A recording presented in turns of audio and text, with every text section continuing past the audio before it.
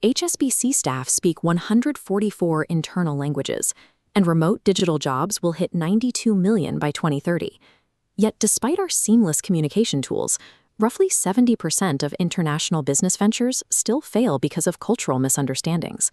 Every single year, companies lose an estimated $62.4 million in revenue from botched cross-border expansions.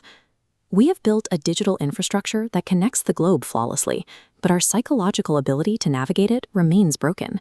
When Walmart expanded into Germany, they lost over $1 billion trying to force American retail habits abroad.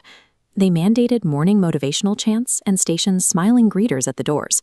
German shoppers, who highly value their privacy, found the smiling strangers deeply unnerving. The employees thought the mandatory chanting was bizarre. The merger between Daimler and Chrysler destroyed nearly $30 billion in value because the executives ignored the cultural chasm between their teams. The strict, hierarchical German engineers treated meeting notes as binding legal contracts. The freewheeling entrepreneurial Americans viewed those exact same notes as casual memos. Billion-dollar losses are often the price of a single assumption, that a successful home market playbook is a universal blueprint. Sociologists have actually mapped these behavioral gaps. Geert Hofstede's survey of 88,000 IBM employees and Aaron Meyer's culture map prove that cultural differences are not random quirks. They are structured, measurable dimensions. This chart visualizes one of those key dimensions, power distance. It measures how readily different societies accept inequality and strict authority. A country like Denmark scores an 18, meaning their organizations expect flat structures and open doors. Malaysia scores a 104, expecting directive, paternalistic leadership. Adding a second axis for decision-making reveals the Japan paradox. Japanese corporate structure relies on deep hierarchy, yet decisions are made through a highly consensual bottom-up process called the Ringi system. What we call good leadership is an illusion. A manager's effectiveness is a culturally constructed, highly contingent variable. To navigate this, executives need cultural intelligence, or CQ. It is the most validated predictor of cross-border success. Its core component is metacognition, the active self-awareness of your own embedded cultural biases. IKEA applied high CQ in China. Instead of forcing their traditional model, they cut product costs by 46% and abandoned their famous do-it-yourself assembly to accommodate a local do-it-for-me culture.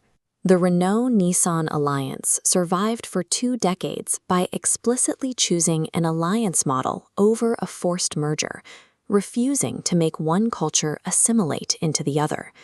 Carlos Ghosn replaced Nissan's traditional seniority systems with performance-based promotions and cross-cultural teams, identifying talent previously buried by the hierarchy.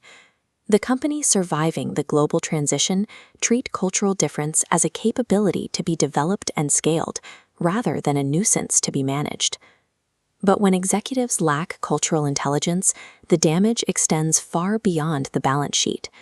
Ignorance creates severe power imbalances that override official corporate hierarchies. This often starts with language hierarchies. When a multinational company mandates English as its official language, it creates an instant, informal power distortion that sidelines highly competent native talent who happen to speak something else. The most extreme imbalances occur when multinational corporations clash with indigenous communities. In 2020, mining giant Rio Tinto blasted the Juukan Gorge, destroying 46,000-year-old Aboriginal rock shelters to access iron ore. An internal reveal revealed a systemic failure. The corporate culture was so narrowly focused on business performance that it lacked relational awareness with the traditional owners of the land. We saw this same collision during the Dakota Access Pipeline protests, where massive energy infrastructure expansion intersected with indigenous sovereignty. In the Niger Delta, global oil companies have operated for decades amid toxic discharges and oil spills, devastating local ecosystems and livelihoods without accountability or local consent. Imposing a singular corporate worldview threatens the bottom line and inflicts irreversible ecological and cultural violence. Now, the legal landscape is fracturing geographically. The United States is experiencing a backlash against diversity, equity, and inclusion initiatives, while Europe rapidly accelerates strict human rights regulations.